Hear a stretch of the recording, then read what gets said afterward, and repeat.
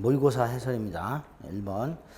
자, 1번은 이제 법률행위 종류와 관련해서 단독행위가 있죠. 상대방 있는과 없는이 있습니다. 없는 제가 3개가 외우시라 했어요. 유, 제포, 유언, 재단법인 설립행위, 권리 포기. 그거 고르라는 겁니다. 3번, 재단법인 설립행위가 상대방 없는 단독행위죠. 1번의 합의 해제는 계약이고요. 2번, 4번, 5번은 상대방 있는 단독행위입니다. 단순히 종류 물어보는 거니까 맨 앞부분 법률행위 종류 파트 그거 몇 가지 외워주시면 됩니다. 2번 갑은 을과 부동산 매매계약을 체결하고 대금 전부를 지급받았으나 부동산 가격이 폭등하자 병에게 팔고 이전 등기 해줬다. 이중매매죠. 자, 이중매매 우리 사실관계 다 아시죠? 1번 단순히 이중매매라는 사실만으로 갑병간의 계약이 무효가 되는 건 아닙니다. 갑병간의 계약이 무효가 되려면 두 가지 요건을 갖춰야 돼요. 매도인의 배임행위와 제2매수인의 적극가담행위. 그렇죠? 네. 옳은 질문이죠.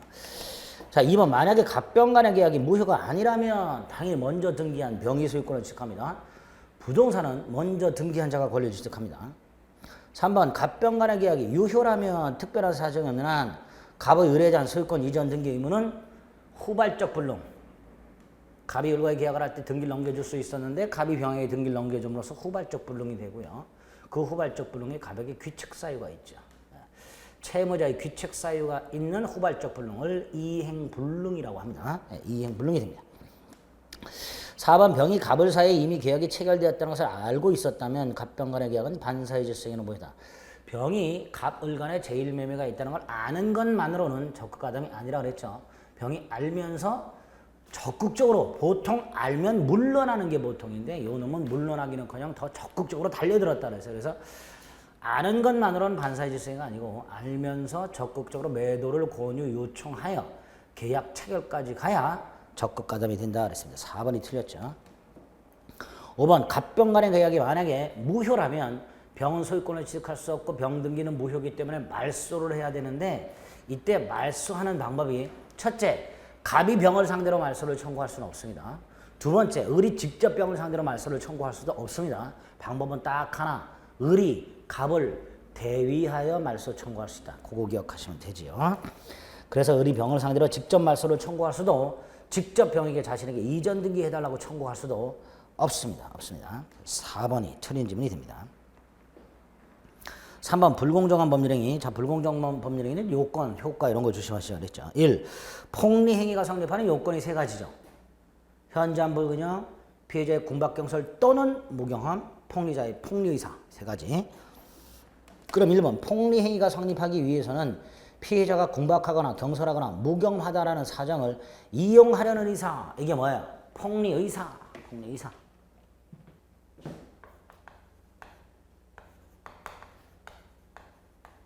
다른 말로 폭리행위의 악의 이렇게 부르죠. 이게 있어야 되죠.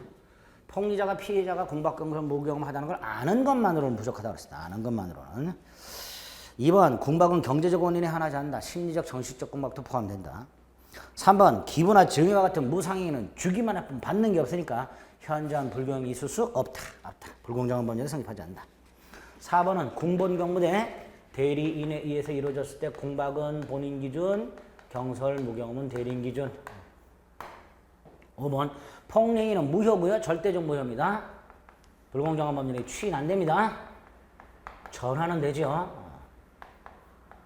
139조 무효행위 추인은 안 됩니다. 따라서 불공정한 법률행위를 추인하더라도 효력이 생기지 않는다. 그러나 전환은 인정되죠. 이렇게 나눠서 기억하셔야 됩니다. 5번 틀렸죠. 4번 108조 허위 표시 원칙적으로 무효죠. 다만 선의 제3자에게 대항하지 못합니다. 1. 108조 2항. 자, 보호되는 제3자를 말합니다. 보호되는 제3자는요. 선의 무과실을 요구하는 경우도 있고요. 선의만 요구하는 경우도 있는데 주로 선의만 요구합니다. 과실 여부는 묻지 않습니다. 그래서 제3자는 선의이기만 하면 보호되고 무과실까지는 요구되지 않는다. 1번 X. 두 번째로 이 선의는 추정됩니다. 추정된다는 것은 제3자가 스스로 선의를 증명할 필요가 없다라는 거죠. 그래서 무효를 주장하는 자가 제3자로부터 물건을 되찾아오고자 하는 자가 제3자의 악의를 증명해야 되죠. 2번. 3번은 갑과 을이 금전 소비대차 계약을 했는데 이게 가장 소비대차예요. 그 상태에서 이 가장 소비대차의 대주가 파산을 했을 때 등장하는 파산 관제인은 요 파산한 자의 포괄승계인입니다. 그런데 이 포괄승계인임에도 불구하고 108조 2항의 제3자에 해당한다 그러죠. 판례가 예외적입니다. 원래 당사자의 포괄승계인은 허위표시 당사자의 포괄승계는 제3자가 아닌데 얘는 예외적으로 포괄승계인임에도 불구하고 제3자라고 하고요. 두 번째 조심하실 게 요 놈의 선악이죠.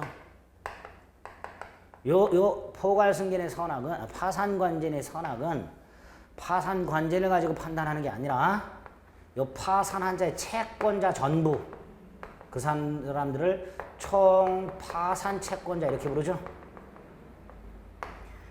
파산관제인 자신의 선악이 아니라 총파산 채권자의 선악을 가지고 파산관제인의 선악을 판단한다 그랬습니다. 3번 파산관제는 제3자에 해당된다.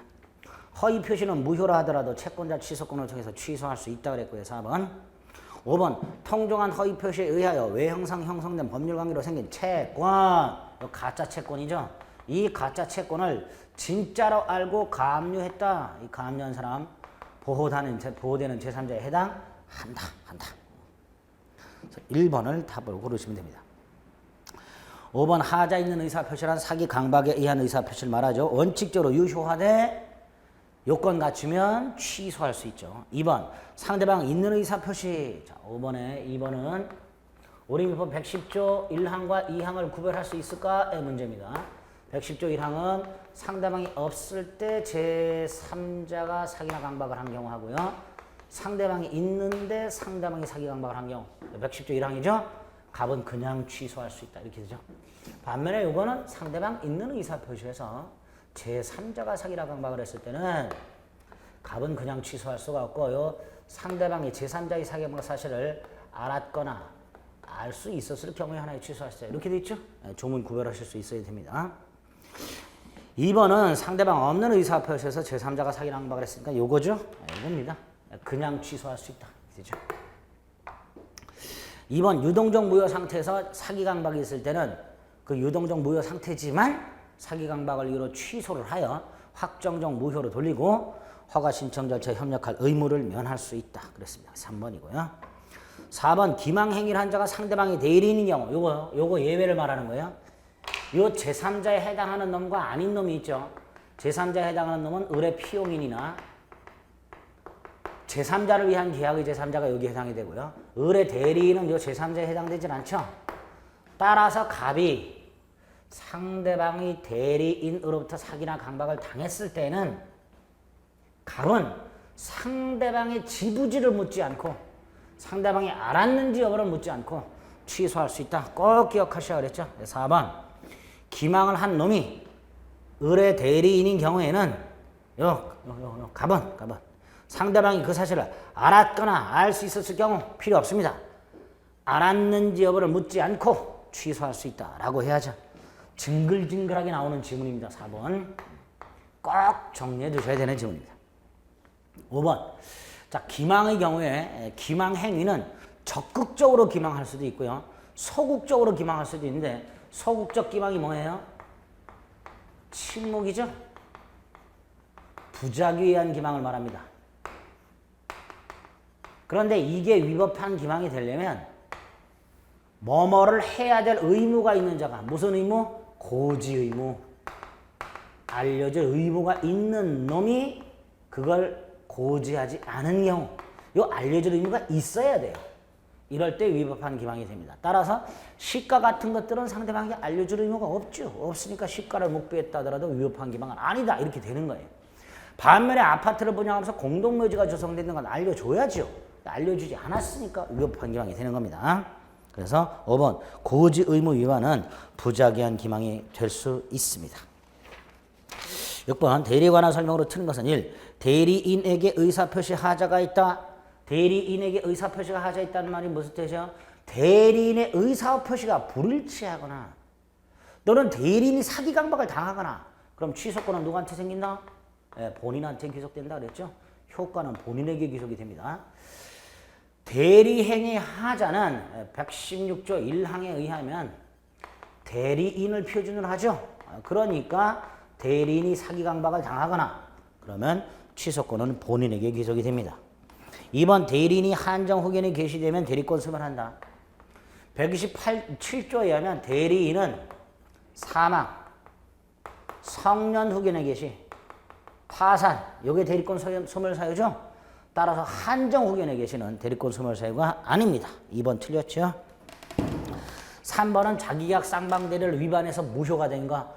자기계약 쌍방대리는 원칙적으로 금지가 되는데 본인이 허락하거나 채무 이행을 할 수 있었죠. 이렇게 자기계약 쌍방대리가 예외적으로 허용되는 경우를 제외하고는 자기계약 쌍방대리가 금지가 되는데 금지가 됨에도 불구하고 자기계약 쌍방대리를 했다. 무권대리로 무효가 된다 그랬죠. 그 대표적인 판례가 이겁니다. 동일한 물건의 입찰 절차에서 이해관계가 충돌하는 2인 이상의 입찰 대리인으로서 응찰하는 행위. 무효, 무권대리로 무효. 4번은 119조. 대리인이 여럿 있을 때 원칙 각자들이. 5번은 본인이 대리인에게 채무를 줬어요. 자, 갑의 대리인 을이 있는데 얘가 대리인이면서 갑에 대한 채권자예요. 돈 갚을 날짜가 돼요. 을은 갑의 허락이 없어도 갑의 통장에서 돈을 찾아서 자신 통장으로 채무를 이행할 수 있습니다. 다툼 없는 단순 채무 이행은 자기계약 형태로 할 수 있다. 채권자가 을이 자기계약 형태죠? 할 수 있다. 그래서 본인이 허락이 없어도 자기계약 쌍방대리 형태로 할 수 있는 게 뭐가 있었어요? 다툼 없는 단순 채무 이행, 이전 등기 신청, 주식의 명의에서 변호사의 강제집행배당 참가, 차주가 사채 알선업자에게 한 변제. 외워야 되죠. 허용되는 자기계약 쌍방대리 형태. 5번 옳은 질문이고 7번 대리인의 능력. 자, 능력과 관련해서는 대리인이 대리 행위를 할 때 본인은 의사 능력도 필요 없고 행위 능력도 필요 없죠. 물론 본인의 행위, 수권 행위 따위를 할 때는 본인이 수권 행위 따위를 할 때는 의사 능력도 행위 능력도 있어야 됩니다. 그러나 대리인이 대리 행위를 하고 있을 때는 본인은 의사 능력이나 행위 능력이 필요 없죠. 반면에 대리인은 의사를 결정하니까 당연히 의사 능력은 있어야 되지만 117조에 의하면 행위 능력은 필요가 없죠. 자, 대리인은 행위 능력자임을 요하지 않는다. 뜻이 뭐예요? 대리인이 미성년자 같은 제한 능력자일 때 그 대리인의 대리 행위를 제한 능력을 이유로 취소할 수는 없다는 의미였습니다. 그 제한 능력자의 대리 행위를 취소할 수 없다는 의미지 본인과 대리인 사이의 원인 관계 이건 대리 행위가 아니니까 대리인의 제한 능력을 이유로 취소할 수 있게 됩니다. 1번 대리인은 행위 능력자임을 요하지 않습니다. 2번 의사 능력은 갖고 있어야 됩니다. 3번 제한 능력을 이유로 대리 행위를 취소할 수는 없습니다. 그러나 4번 제한 능력을 이유로 대리인의 제한 능력을 이유로 원인 계약은 취소할 수 있지요. 5번 대리인은 행위 능력자임을 요하지 않는다는 117조는 임의 대리에도 적용되고 법정 대리도 적용됩니다. 따라서 원칙적으로 임의 대리든 법정 대리든 행위 능력자임을 요하지 않습니다. 다만 이제 가족법으로 가게 되면 후견인이 나와야 법원이 선임하는 후견인. 이 후견인은 행위 능력이 있어야 돼요. 이건 제한이 가해져 있는 거예요. 가족법상의 행위에 후견인은 행위 능력이 있어야 된다. 제한 능력자는 안 된다라고 규정을 특별하게 두고 있는 이유가 뭘까?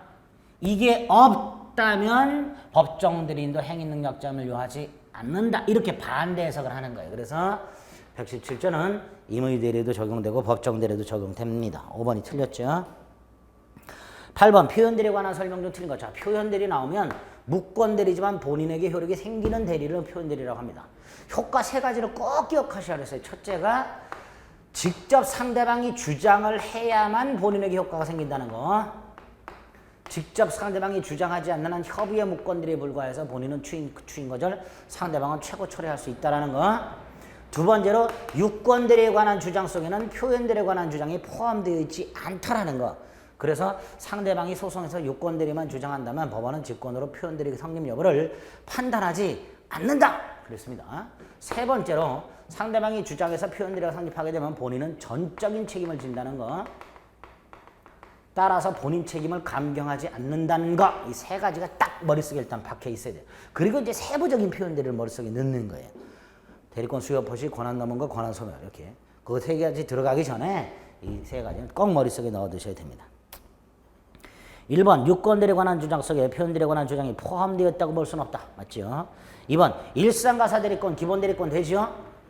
126조 권한을 넘은 표현들에 의해서 그 권한 기본 대리권이라고 부르는데 이거 아닌 것만 두 개 외우자 그랬어요. 사실행위하고 비법인 사단, 교회, 대표자. 요 말 나오면 요거는 기본 대리권이 아니에요. 요 두 가지는. 이거 말고는 다 기본 대리권이다 생각하시면 돼요. 임의 대리권, 법정 대리권, 표현 대리권, 일상가사 대리권, 등기 신청 같은 공법상의 행위 대리권, 사자의 행위, 복 대리권. 이런 것들은 다 126조의 기본 대리권에 포함된다. 2번 X. 3번 강행법규에 위반돼서 절대적 무효가 된 행위에 표현 대리를 적용을 해서 본인에게 유효다라고 할 수는 없죠. 그래서 강행규정에 위반한 행위에는 표현 대리를 적용하지 않습니다. 5번 과실상계 법리를 적용해서 본인 책임을 감경할 수는 없다. 본인은 전적인 책임을 진다. 5번 법정 대리 경우에도 권한 넘은 표현 대리가 성립할 수 있다. 그렇죠? 법정 대리 그 권한의 범위를 넘어버렸다. 권한 넘은 표현 대리가 성립합니다. 9번 취소. 자, 취소. 일단 유효하게 성립한 행위를 소급해서 무효로 만드는 단독의 의사표시를 말하죠. 자, 취소 사유가 재착 사강이 있었어요. 제한 능력, 착오, 사기 강박. 근데 요거를 이유로 취소했을 때는 선의의 제3자에게 대항할 수 있는, 즉 선의의 제3자가 보고가 안 되는 절대적 취소인 반면에 요 놈은 선의의 제3자에게 대항할 수 없는 선의의 제3자가 보호되는 상대적 취소라 했습니다. 두 번째로 취소를 하면요. 취소를 하면 부당이득 반환의 의무가 생기는데 부당이득 반환은 선악에 따라서 반환 범위가 다르다 그랬습니다. 제가 기본 강의 시간에 싱가포르 달러 더 교환받은 거 생각하셔야 그랬죠. 선이라면 현존 이익만 반환하면 되고요. 악이라면 이익에다 이자를 붙이고 손해까지 반환을 해야 되는데 단 제한 능력을 이유로 취소했을 때 제한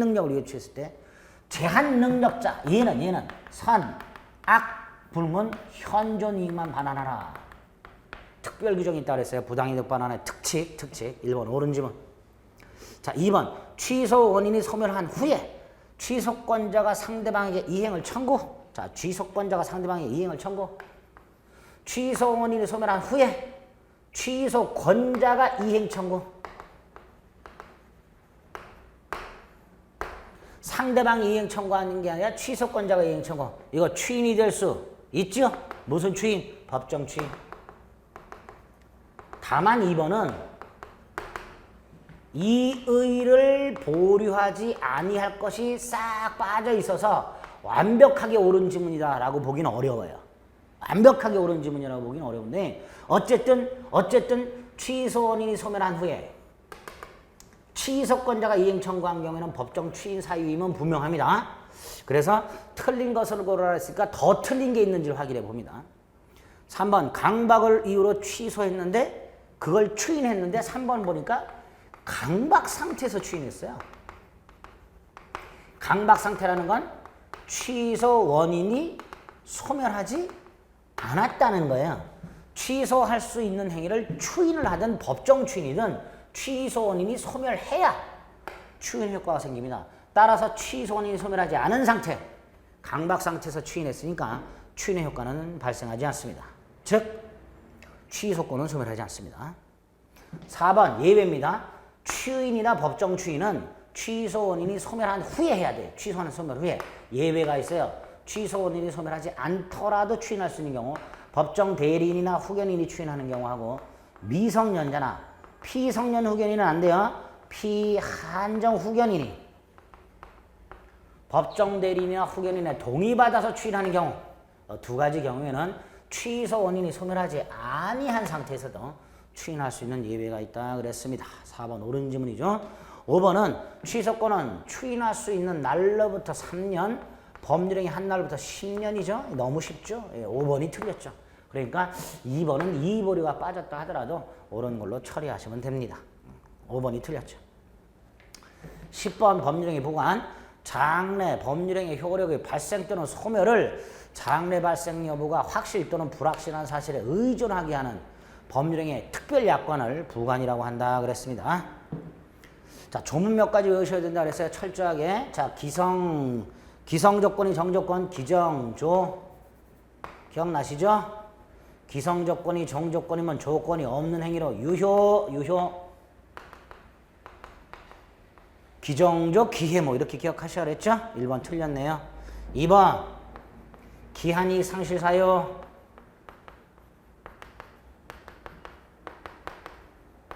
388조 우리 민법 1호, 2호. 1호가 뭐예요? 채무자가 담보를 손상감소 멸실하게 한 경우. 2호 채무자가 담보 제공 의무를 이행하지 않은 경우 기한이익 상실되니까 채무자는 기한이익을 주장하지 못하겠죠.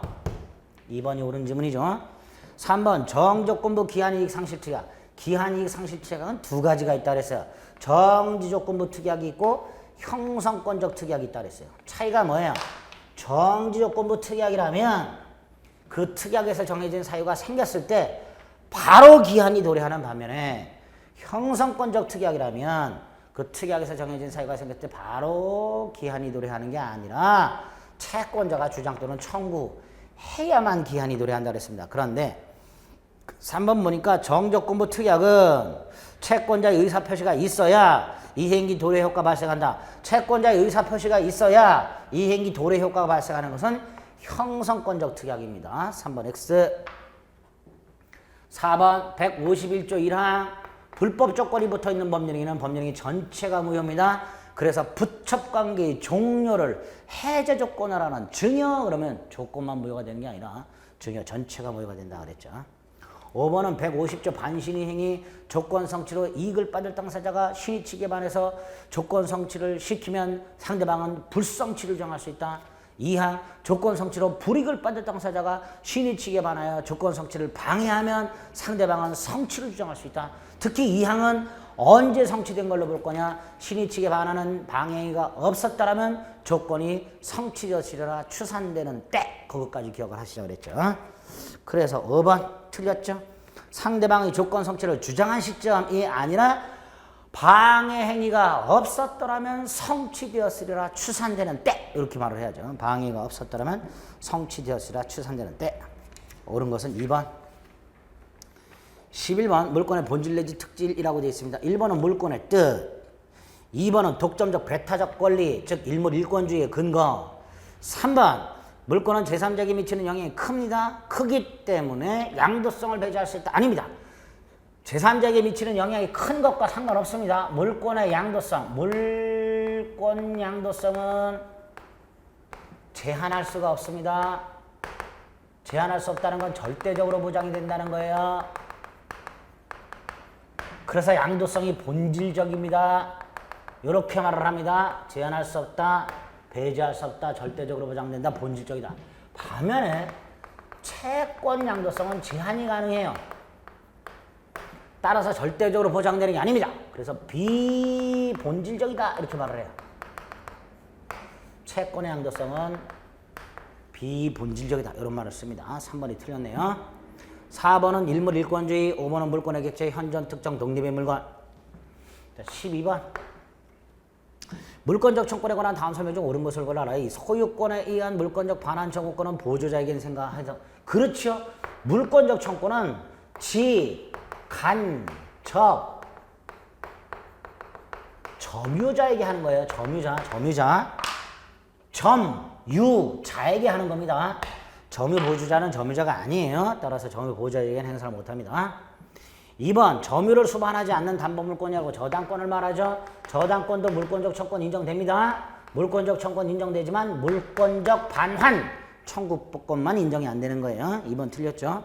3번 물권적 청구권은 침해자의 고의과실을 불문합니다. 즉 불가항력적 침해의 경우에도 물권적 청구권이 인정됩니다. 3번도 X. 4번 침해자의 고의과실이 있을 때 손해배상 청구권이 병존합니다. 불가항력적 침해의 경우는 물권적 청구권만 인정됩니다. 따라서 반드시 손해배상 청구권과 경합해서 행사 X. 불가항력적 침해의 경우에는 아예 손해배상 청구권 자체가 생기지 않습니다.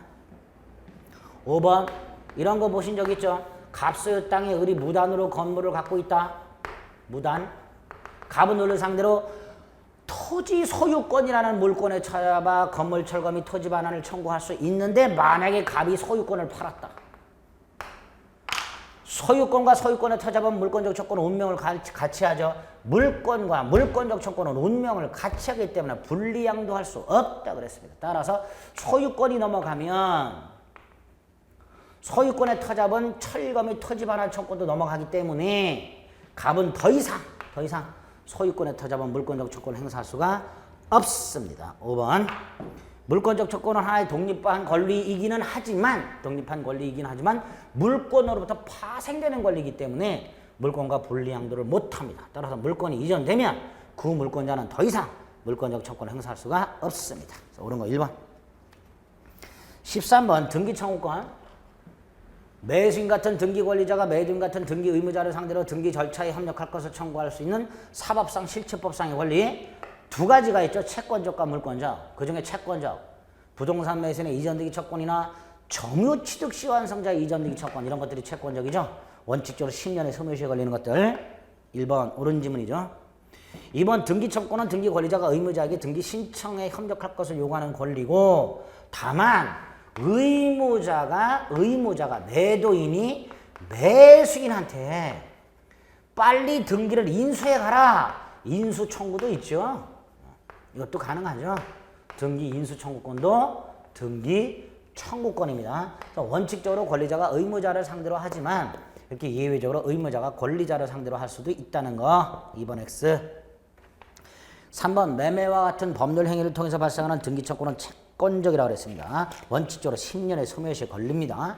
반면에 등기와 권리가 불일치하는 경우 예컨대 매매 계약을 했고 을에게 등기를 넘겨줬고 근데 계약이 실효가 됐고 이때 판례에 의하면 을 등기를 말소하지 않더라도 소유권은 갑에게 복귀가 되죠. 소유권은 갑에게 복귀되는데 등기는 을에게 여전히 남아있잖아요. 그러니까 불일치하니까 일치시키려면 갑은 을을 상대로 말소 등기를 청구하거나 진정 명의 회복을 위한 이전 등기를 청구할 수 있죠. 이 두 가지 모두 다 복귀된 소유권에 터잡은 거죠. 그래서 물권적 청구권이에요. 권리와 등기의 불일치를 시정하기 위한 등기 청구권, 물권적 청구권입니다. 5번 미등기 부동산의 양수인. 자, 갑의 건물인데 미등기예요. 이걸 을한테 팔았어요. 얘는 등기해야 소유권을 취득하죠. 그럼 을은 원칙적으로 이렇게 청구하겠죠. 야, 빨리 네 이름으로 보존 등기해라. 첫째, 보존 등기 청구. 그리고 빨리 나에게 등기를 넘겨줘라. 이런 권리가 있어야 되겠죠. 그래서 미등기 부동산 양수인은 양도인에 대해서 보존 등기를 하고 이전 등기를 하라는 내용의 등기 청구권을 갖게 될 겁니다. 옳은 지문이죠. 틀린 거 2번 이렇게 되겠죠. 자, 14번 등기 효력이라고 되어 있네요. 등기 효력 중에서 추정력 따위가 일단 중요할 것이고요. 두 번째로 등기가 요건을 못 갖췄다 그러면 그 등기는 무효가 되는 걸 원칙으로 한다 그랬습니다. 1번에 보면 동일 부동산에 설정된 수개의 권리의 순위는 뭐 해야 한다? 당연히 등기, 선후 그러겠죠. 2번 남의 부동산을 서류를 위해서 지 이름으로 등기 무효입니다. 원인 없는 무효의 등기입니다. 권리 변동되지 않습니다. 그 등기를 상실한 사람은 권리 상실하지 않습니다. 2번 증여를 하면서 매매로 가장했다. 증여는 은닉행위, 매매는 가장행위. 매매는 무효지만 증여는 유효고 따라서 증여를 받은 자가 실제 권리자가 맞으니까 등기는 유효다 그랬어요. 4번은 부동산에는 등기의 추정력 인정됩니다. 따라서 우리 민법 점유권 200조에 보면 4번이군요. 이런 규정이 있어요. 점유자는 점유물에 대해서 행사한 권리를 적법하게 보유한 걸로 추정한다. 이걸 점유의 권리적법 추정 이렇게 불러요. 마치 부동산 등기돼 있으면 권리자로 추정해 주듯이 물건을 점유하고 있으면 권리자로 추정을 해준다는 건데 이때 물건은 동산의 하나입니다. 동산. 부동산은 200조 권리적법 추정을 인정하지 않습니다. 4번 X. 5번 상속인이 아닌 자의 상속등기 무효등기죠. 상속인 아닌 자가 상속등기돼 있어요. 무효등기요. 등기인 공신력 인정 안 됩니다. 따라서 이걸 거래한 사람, 이걸 진짜 상속인으로 믿고 거래한 사람 선악분으로 하고 소유권을 취득할 수가 없습니다. 등기인 공신력 인정되지 않기 때문에 4번이 틀렸죠. 자, 15번 186조와 187조가 나오게 되면 항상 등기 필요한 거 필요 없는 거 나누라. 1번 부동산 물건의 포기 법률행위입니다. 말소 등기 필요합니다. 말소 등기 필요. 2번에 전세권 소멸 통고에 의한 전세권 소멸 말소 등기 불효. 3번 소멸시 완성에 의한 지상권 소멸 역시 말소 등기 불효. 4번 승역지 소유자의 위기라고 해서 이 위기는 법률행위입니다. 승역지 소유자가 자신의 소유권을 포기하면서 승역지에 대한 자신의 소유권을 포기하면서 지역권자에 이전하겠다라는 단독행위예요. 단독행위. 법률행위예요. 따라서 이전 등기까지 해야 지역권자는 소유권을 취득하게 됩니다. 4번 5번 출연재산 재단법인사리 갑이 재산을 출연하여 재단법인을 설립할 때 이 부동산이 언제 재단법인 소유가 되느냐? 출연자와 재단법인 사이에는 이전 등기 필요 없다. 법인이 성립한 때 재단법인 소유가 된다. 그러나 재단법인이 제3자에게 이 부동산이 내 거다라고 대항하려면 등기해야 된다. 그래서 출연자와 재단법인 사이에는 등기 무료, 재단법인과 제3자 사이에서는 등기 필요. 이렇게 기억을 해두시면 됩니다. 틀린 거 1번.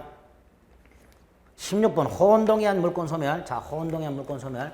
특히 소유권과 제한물권의 혼동 조심해서 머릿속에 기억해 두시면 된다 그랬어요.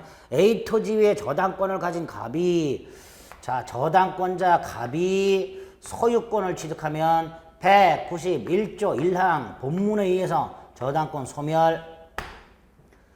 이 저당권이 제3자 권리의 목적도 아니고 후순위 권리가 존재하는 것도 아니죠. 그럼 소멸.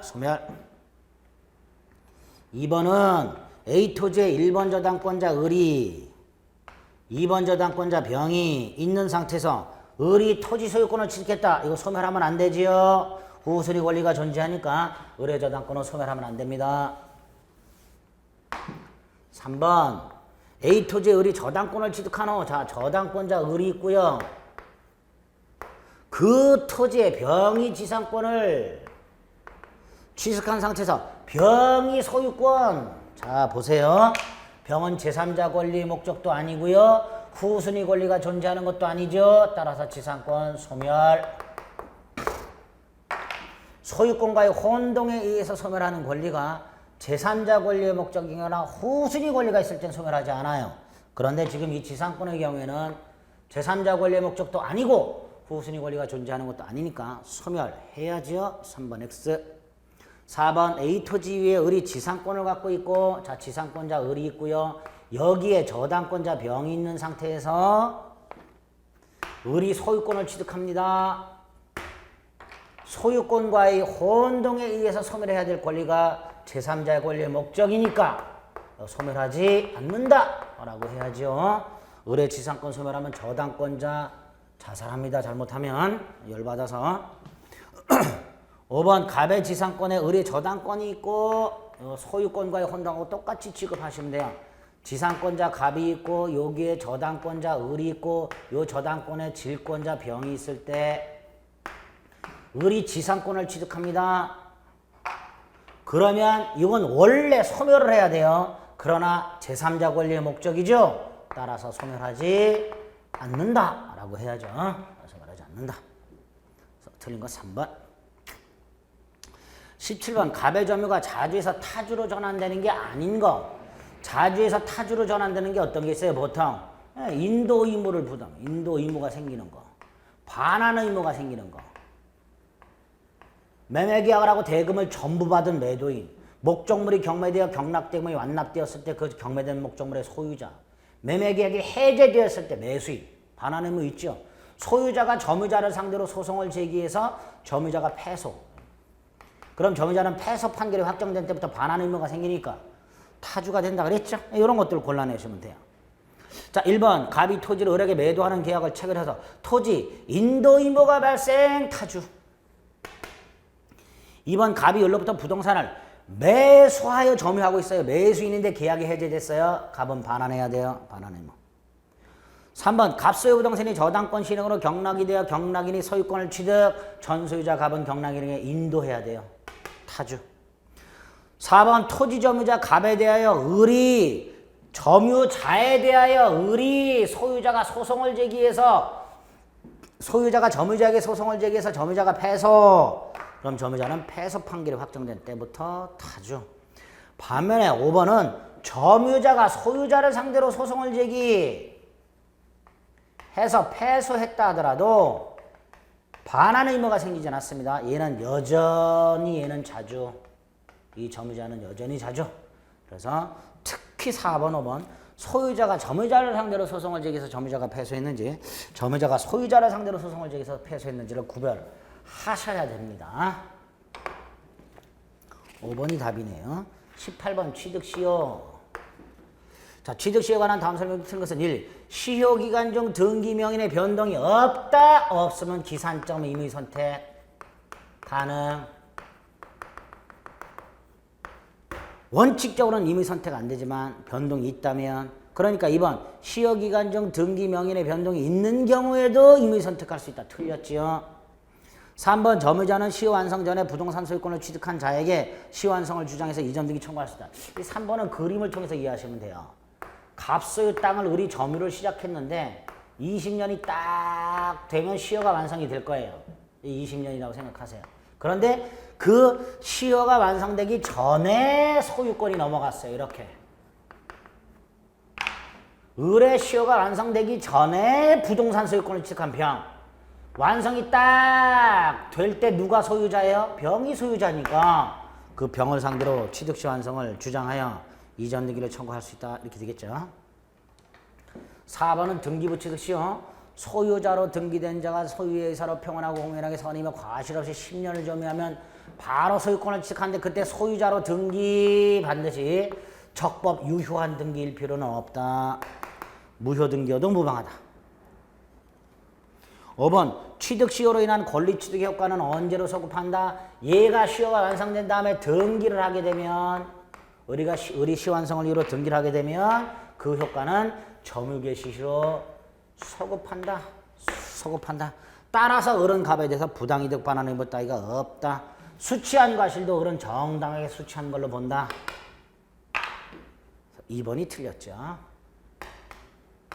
19번 첨부. 부합호나 가공을 말하죠. 자, 첨부 효과 4가지. 첫째, 원상복구 금지, 강행규정. 강행규정. 두 번째, 새로운 물건의 소유자가 누구냐? 소유권 귀속.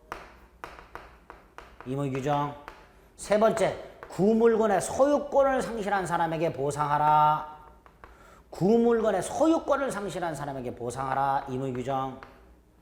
네 번째, 구물건의 제3자 권리가 있을 때 이 제3자에게도 보상하라. 이건 강행규정. 이렇게 되죠? 첨부의 4가지 기본적인 효과. 2번 첨부에 의해서 소멸하게 된 구물건 소유자는 보상을 받을 수 있다. 3번 첨부에서 소멸된 물건에 존재하던 제3자 권리도 소멸하는 게 원칙이기 때문에 보상하라는 거예요. 4번 동산 소유자가 합성물의 단독 소유자가 됐을 때 그 동산 위에 있었던 다른 권리는 합성물 위에 존속하고 공유자가 된 때는 그 지분에 존속한다라고 예외적으로 이렇게 보호를 하는 거예요. 보세요. 갑소유 A 물건과 을 소유 B 물건이 합쳐져서 C 물건이 되었을 때 요 A 물건에 병이 권리를 갖고 있었다. 자, 이때 이 병은 원칙적으로 소멸한다. 첨부가 일어나게 되면 이게 소멸하는 게 원칙이다. 그런데 예외적으로 보호를 받는다. 그 보호받는 방법이 뭘까? 자, 새로운 물건에 대해서 갑이 단독 소유하는 경우가 있을 수 있고요. 또는 갑, 을이 공유하는 경우도 있을 수 있고요. 을이 단독 소유하면서 갑에게 보상해 주는 경우도 있을 수 있겠죠. 자, 이때 갑의 단독 소유라면 그대로 존속, 공유라면 지분의 존속, 단독 소유라면 요 보상금에 대해서 권리를 행사하거나 아니면 아예 갑에게 직접 보상을 청구하거나 이렇게 보호를 받을 수 있다는 거. 갑이 단독 소유권을 지켰으면 합성물이 그대로 존속, 갑이 공유가 되면 지분의 존속, 갑이 소유권을 취득하지 못하고 원로부터 보상을 받으면 이 보상에 대해서 물상대의 하거나 갑에게 직접 보상을 처공하거나 이렇게 제3자는 보호받을 수 있다는 거. 4번이고요. 5번 첨부의 경우 원칙적으로 원상복구 허용 안 됩니다. 절대로 안 됩니다. 강행 규정입니다. 5번이 틀렸죠.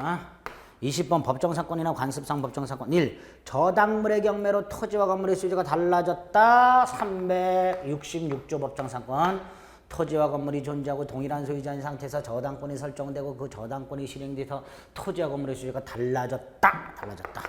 366조 법정사건. 2번은 일단 기본적으로 법정상권이라는 건요. 토지와 지상물이 있고 동일한 소유자가 기본 전제가 일단 깔려요. 대부분이. 아주 지극히 예외적인 경우가 있긴 있지만 기본이 되는 게 토지와 건물이 존재하고 동일한 소유자 이게 전제로 깔려요. 그러니까 2번의 경우에 근저당권이 설정된 나대지라고 돼 있어요. 근저당권이 설정된 나대지라는 건 나대지의 근저당권이 먼저 설정이 되어 있다 이런 뜻이에요. 그 다음에 그 나대지 소유자가 건물을 지은 거야. 그러니까 건물 없는 땅에 근저당권이 설정되고 그 다음에 건물이 지어진 거예요. 설령 이 건물이 근저당권자의 동의를 받아서 신축을 했다 하더라도 나중에 이 근저당권자가 토지를 경매를 넣어서 갑소유 땅에 근저당권자 을이 있었고 갑이 근저당권 동의받아서 건물을 지었다. 나중에 근저당권자가 토지를 경매에 넣어서 토지가 병에게 경락되었다. 이때 토지와 건물의 소유가 달라졌다. 법정상권을 취득하냐? 안 된다.